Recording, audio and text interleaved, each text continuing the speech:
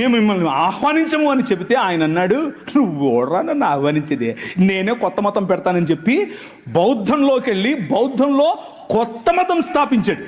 ఆ మతం ఏంటనుకుంటున్నారు? క్రైస్తవమే.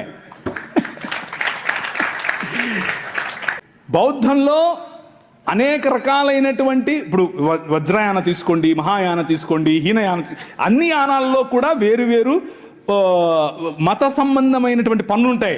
ఈయన అవన్నీ తీసేసి యేసు ప్రభువు చెప్పినటువంటి విలువలతో బ్రతికే ఒక కొత్త మతాన్ని స్థాపించాడు. దాట్ ఈజ్ ఈ రోజు ఉన్నటువంటి భారతీయ నవయాన బుద్ధిజం. అది ఇంకేదో కాదు, క్రైస్తవమే. కాకపోతే వాళ్లకు క్రీస్తు తెలియదు, విలువలు మాత్రం తెలుసు. నీ పని యూనివర్సిటీల్లో చదువుతున్న నీ పని, అరే బాబు బాగానే ఉంది కానీ దీనికి మూలం ఏంటో తెలుసా? మై కింగ్ అని చెప్పాలి.